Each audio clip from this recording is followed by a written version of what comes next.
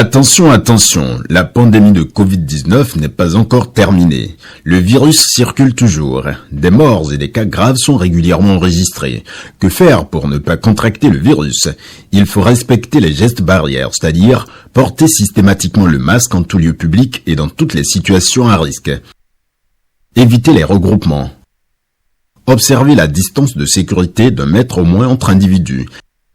Se laver fréquemment les mains à l'eau et au savon ou les désinfecter avec du gel hydroalcoolique. Nettoyer régulièrement les surfaces ou objets avec lesquels les mains peuvent être en contact, à savoir table, téléphone portable, poignée de porte, volant ou guidon lorsqu'on n'est pas seul à conduire les véhicules ou que les objets sont manipulés par plusieurs utilisateurs. Pour tout savoir sur l'épidémie du coronavirus au Bénin, rendez-vous sur le site web www.gouv.bj/coronavirus. Ceci est un message du gouvernement de la République du Bénin. Bonjour à tous, dans l'actualité ce 13h, affaire Rekia Madougou, le ministre porte-parole du gouvernement apporte des clarifications face à la presse. Alain Orula a insisté sur la volonté du gouvernement de protéger les Béninois et de conduire le processus électoral à son terme. Le Creuset, initiative citoyenne, poursuit sa tournée de sensibilisation pour la préservation de la paix. Ses responsables étaient dans la journée de ce lundi dans les communes d'Alada et d'Abomey.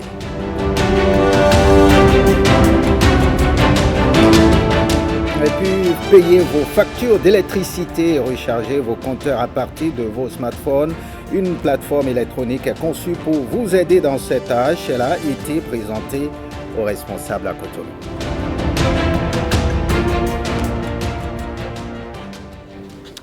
Bienvenue si vous nous rejoignez. Le ministre de la Communication, porte-parole du gouvernement, apporte des clarifications sur l'affaire Rekia Madougou. Face à la presse, Alain Orula a rappelé la volonté du gouvernement de protéger le peuple béninois et de conduire le processus électoral en cours à son terme.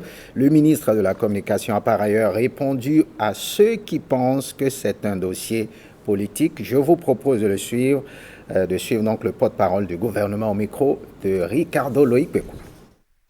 Il se trouve que certains acteurs politiques, dont Dame Rekia Madougou, non seulement ont manifestement et publiquement menacé le processus électoral, mais appelé à attenter à la vie des Béninois pour assouvir leur désir d'être dans la compétition, alors que la Sénat s'est déjà prononcée.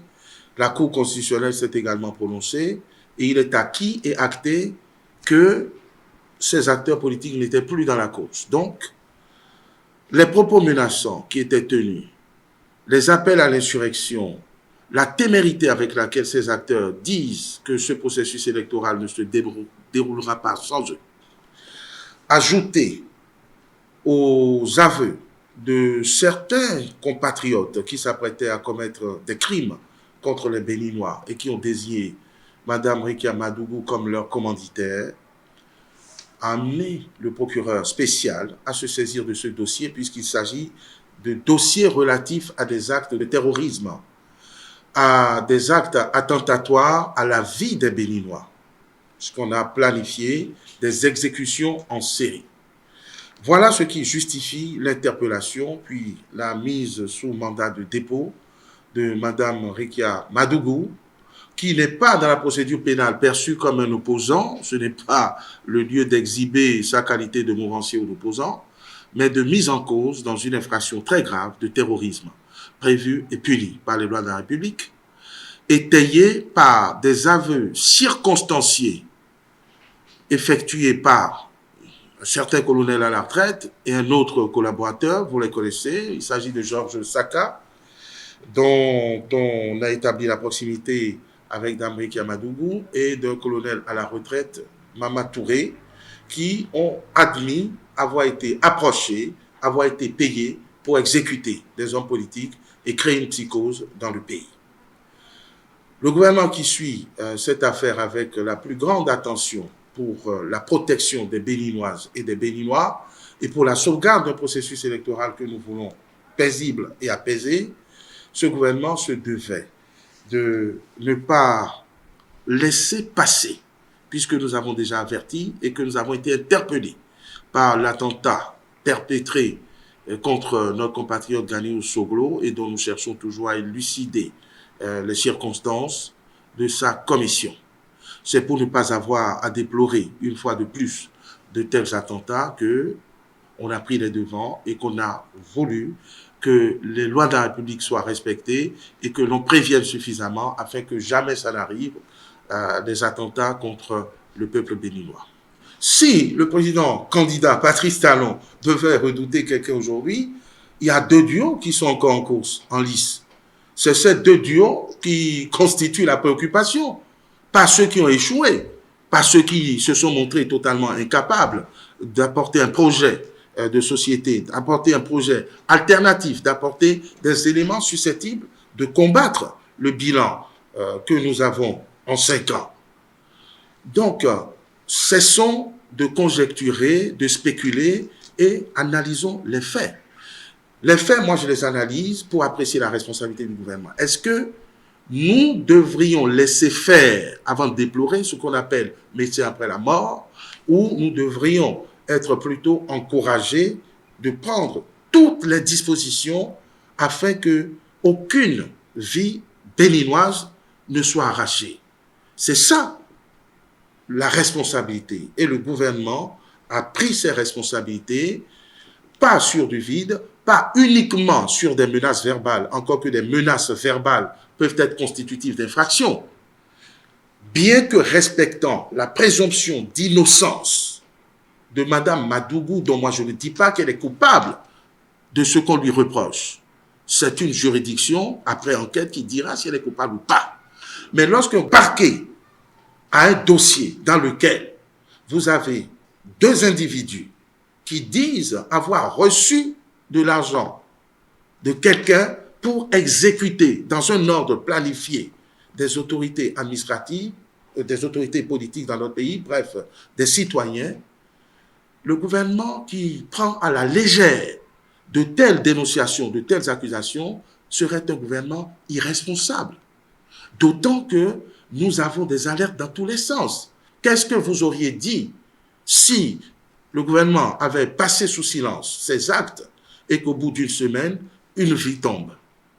On aurait dit que le gouvernement n'a pas joué sa partition. Et lorsque vous avez des faisceaux, les individus entendus n'ont pas appelé le nom d'autres adversaires ou d'autres individus. Ils ont été précis, ils ont dit « cela provient de Dame Madougou ».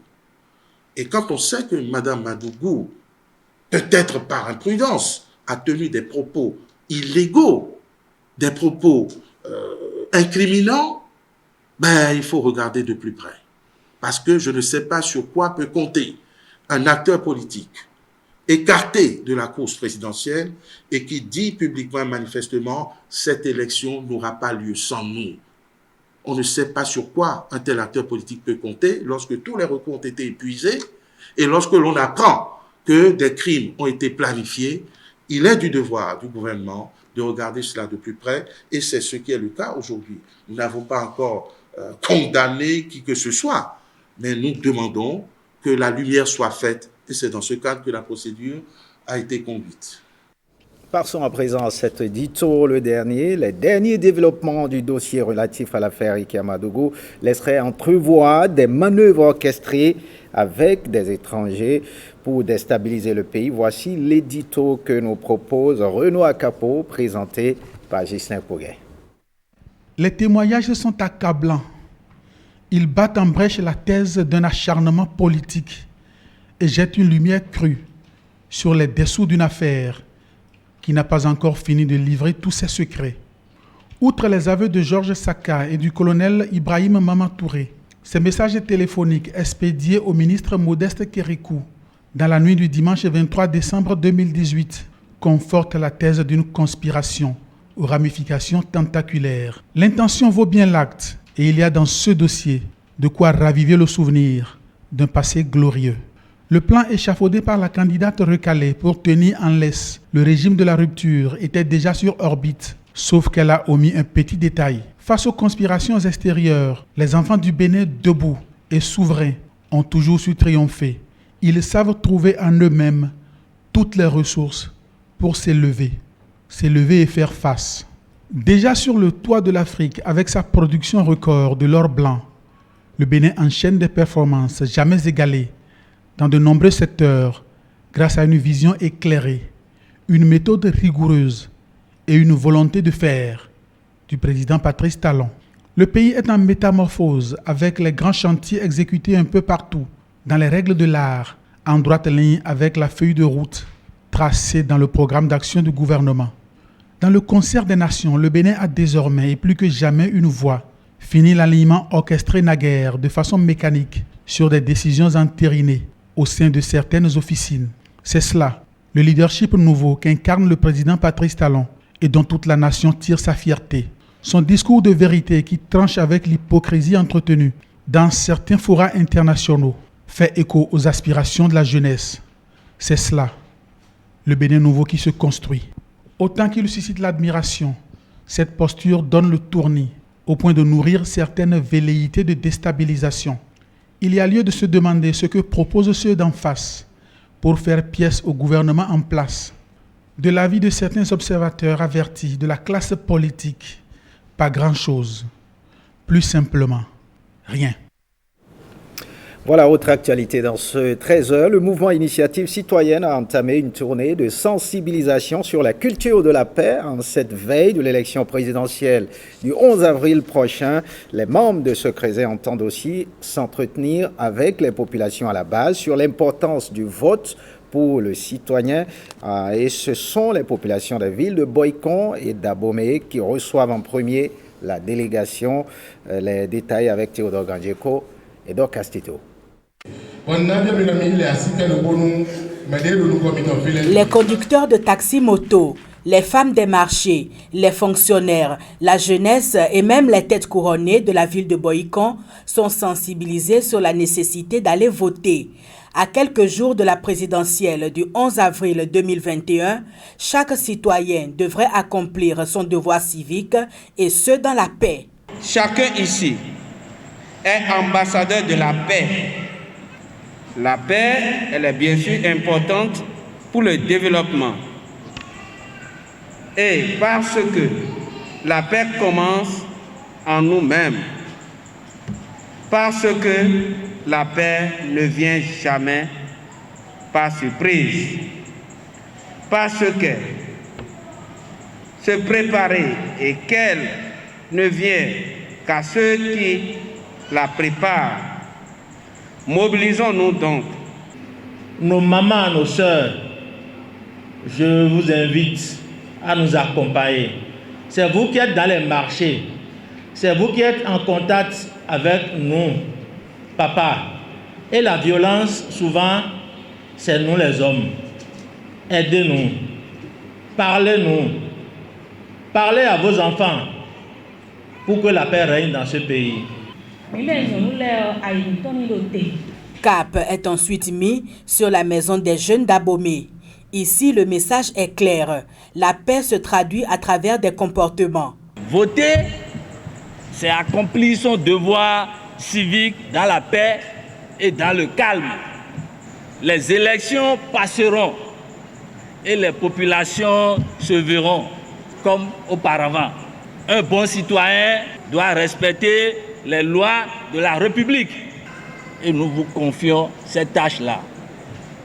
Vous serez nos porte-parole dans les ménages parce que c'est important pour notre vie, pour notre démocratie et pour la solidarité, la cohésion du Bénin. Initiative citoyenne compte poursuivre sa tournée de sensibilisation sur tous les autres départements.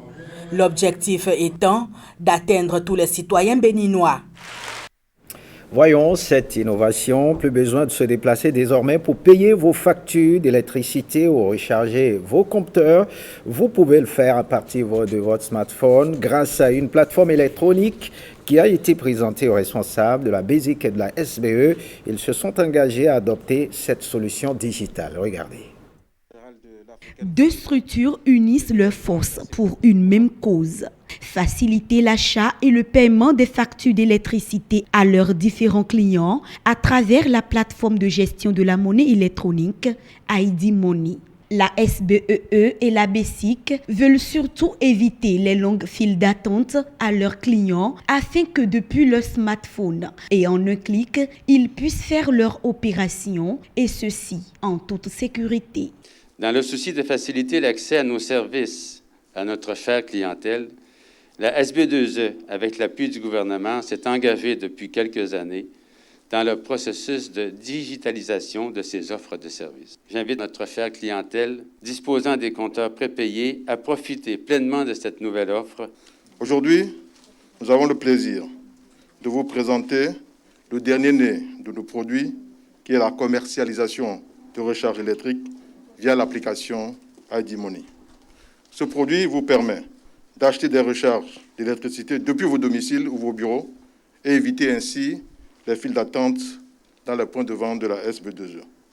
ID Money offre aux particuliers et aux entreprises un moyen simple, sécurisé et fiable pour effectuer et accepter des paiements tant au Bénin que dans toute l'Afrique. La plateforme offre des services de transfert d'argent et des services de paiement marchand. Pour y avoir accès, le processus est assez simple. Le client télécharge l'application ID Money, s'auto-enregistre. Donc le KYC, Know Your Customer, est fait automatiquement par le client et un numéro de compte lui est créé provisoirement. Après validation, le compte devient opérationnel. Et le client peut utiliser tous les différents services que ID Money propose. Alors le premier qui est le dépôt d'argent pour pouvoir effectuer certaines opérations de paiement peut se faire dans tous les points agréés ID Money. Donc nous sommes présentement à plus de 2500 points de vente et nous continuons à élargir le réseau de distribution. Comment est-ce que nous le faisons? Nous entrons en partenariat avec les structures qui existent déjà. Les différents utilisateurs qui aimeraient joindre le réseau peuvent toujours faire une demande. Donc, ils sont créés en tant qu'agents. Vous avez les institutions de microfinance avec lesquelles nous utilisons leur ACE. Donc, c'est leur agent collecteur qui deviennent des revendeurs automatiques. ID Money, cette structure est déjà présente dans 6 villes du Bénin, Parakou, Commun, Boycon, Lokossa, Porto Novo et Cotonou. Grâce à ce partenariat avec la SBEE et la BESIC, elle envisage d'élargir ses points de vente à d'autres villes dans les tout prochains jours. Les faibles forces engagées pour le Bénin exhortent à la culture de la paix en cette veille de la présidentielle au Bénin. L'organisation a initié un culte d'action de grâce protestant méthodiste en cette fin de semaine au Temple Salem à Semepoji, Agé, Brice Hongbo et Guillaume Avienou. La communauté chrétienne protestante méthodiste de Semepoji, Agé, à l'heure du culte de ce dimanche. Un culte que les faibles, les forces engagées pour le Bénin, un mouvement politique dédié à la cause de la paix à quelques semaines de la présidentielle. Éloignons-nous de toute force de violence, de vengeance. Essayons toujours de surmonter les épreuves de cette vie. Soyons toujours humbles, évitons les menaces et prions. Rendons grâce en tout temps et en tout lieu. Le message des faibles s'adresse surtout à la jeunesse utilisée par certains politiques mal inspirés pour mettre à mal la quiétude du grand nombre, estiment les initiateurs de ce culte d'action de grâce. Est-ce qu'il est bon d'aller chercher des querelles là où il n'en existe point? Je dois sauvegarder ma vie. Autant que vous soyez artisans de paix. Et je crie haut et fort tout de suite, dès aujourd'hui, la violence ne doit pas passer par vous. La violence ne doit pas passer par moi. Un message que la principale actrice de l'organisation de l'événement, parrainée par Roland Dacosta, le président des Béninois de l'extérieur, un message que Ida Alonton Gaba voudrait porter à l'attention des femmes méthodistes du Bénin. L'organisation est célébrée tous les 7 mars de chaque année au Bénin. Ne cédons pas aux troubles, gardons à l'esprit la fierté retrouvée et le message d'Ézéchiel. Que Dieu nous fortifie et nous mette au travail pour la paix. Ensemble, engageons-nous pour la paix. Avons-nous cessé d'être chrétiens? Si nous n'avons pas cessé d'être chrétiens, nous ne devons pas être surpris. Tout ce qui nous arrive, tout ce que nous réussissons, tout ce que nous vivons va être compris comme l'œuvre de Dieu. Malgré les soubresauts et inquiétudes de tous, les autorités de Sémempodji, invitées, tentent de rassurer. La paix sera encore sur le Bénin pour la présidentielle de 2021. Et parlant toujours de paix, les enseignants des 3 ordres de l'enseignement sont engagés à promouvoir la paix en cette période électorale aux côtés de la première vice-présidente de l'Assemblée nationale. Ils l'ont fait savoir ce samedi à Glazoué à travers une forte mobilisation en procédant à l'installation des coordinations départementales et communales des communes pour leur mouvement, à savoir le cercle d'action des enseignants engagés pour la victoire d'Orcastito. La paix n'est pas un vain mot. La paix, c'est un comportement, dit-on. Qu'il soit de la maternelle ou du primaire, du secondaire et de l'enseignement supérieur, tous sont engagés pour la paix en cette période électorale. Ces enseignants, venus de tous les départements du Bénin, disent non à la violence. Il est impérieux que chacun puisse convaincre à présent son entourage qu'un pardon va plus loin qu'une vengeance pour ramener la paix. Que préférer être lésé plutôt que faire du tort à quelqu'un peut ramener la paix. Que l'amour est la seule force de dissuasion qui peut ramener la paix. De toutes les contrées du Bénin, que les enseignants soient les vecteurs de cette paix. Parce que sans la paix, il ne saurait avoir de développement dans un pays.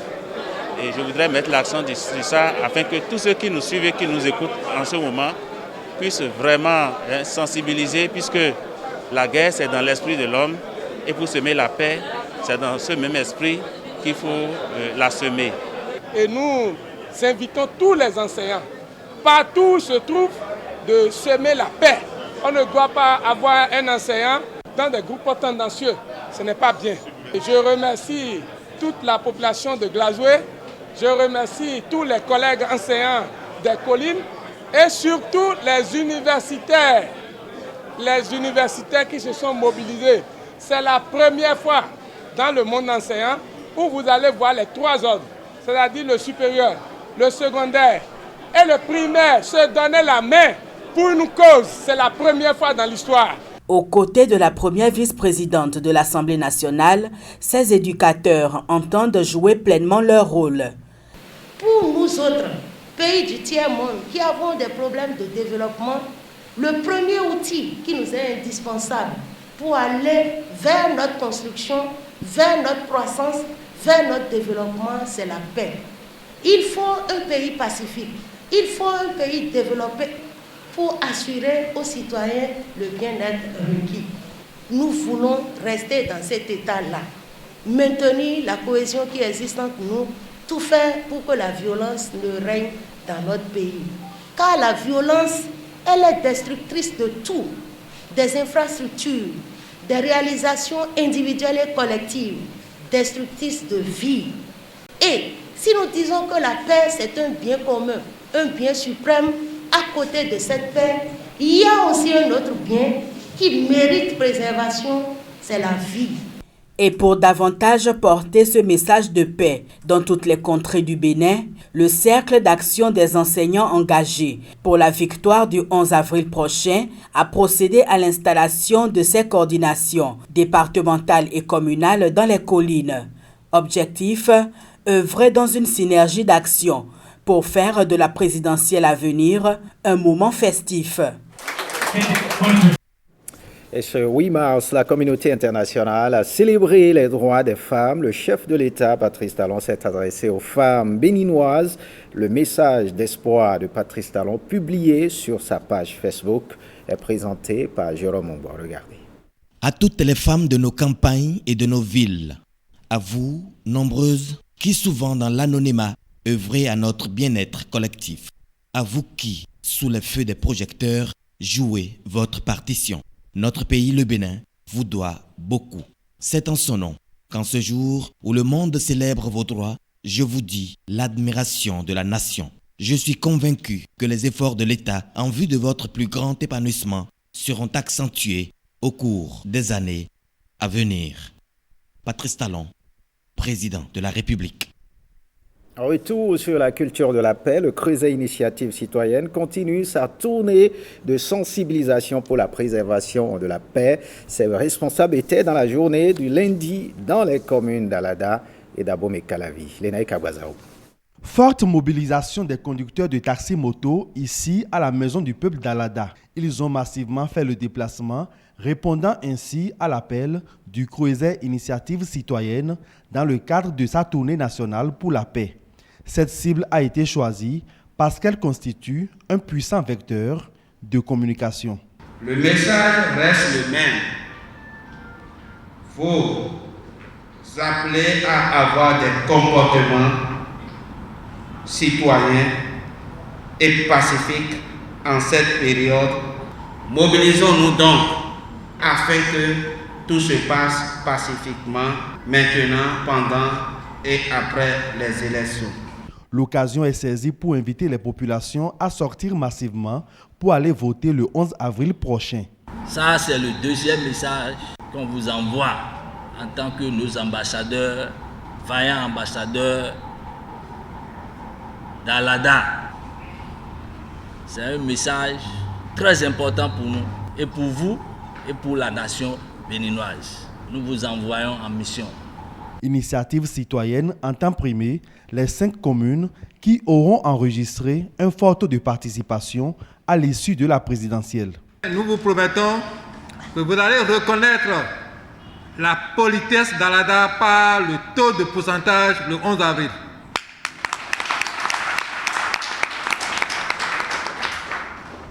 Nous allons vous démontrer que nous sommes des filles et fils qui ont reçu une bonne éducation de nos aïeux. Après Alada, c'est Abomey-Calavi, 5e étape de cette tournée nationale qui accueille la délégation de Initiative Citoyenne.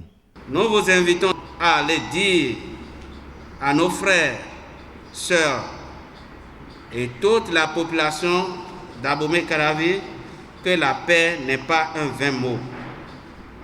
Elle est un comportement, comme l'a dit Félix Houphouët-Boigny. Nous sommes un symbole de paix et de développement et nous devons l'incarner partout et en tout temps. Notre rôle en tant que femmes est de sensibiliser nos maris, nos enfants et notre entourage pour ne pas s'adonner à des comportements violents. Personne ne doit se laisser manipuler pour compromettre la paix. Le vivre ensemble. Paix, foi, concorde. Telle est la devise de Initiative Citoyenne qui entend continuer son périple à travers le Bénin. Béninoises, Béninois, la COVID-19 tue lorsque les cas positifs ne sont pas diagnostiqués à temps. Pour éviter d'en être victime, le dépistage précoce est la solution. Il est indispensable d'aller en consultation dès l'apparition du moindre symptôme. Pour rappel, les signes courants qui font penser à la COVID-19 peuvent être la fièvre, la perte du goût ou de l'odorat, l'éternuement, l'écoulement nasal, la toux, l'irritation de la gorge, les difficultés respiratoires, etc. Dès l'apparition de l'un quelconque de ces signes ou de plusieurs à la fois, rendez-vous immédiatement dans l'un des centres de dépistage ouverts sur toute l'étendue du territoire national ou dans un centre de santé ou appelez le numéro vert 136. Pour tout savoir sur l'épidémie du coronavirus au Bénin, rendez-vous sur le site web www.gouv.bj/coronavirus. Ceci est un message du gouvernement de la République du Bénin. Ce journal se refait. Merci de l'avoir suivi. Bonne suite des programmes sur l'ORTB. Passez en vous.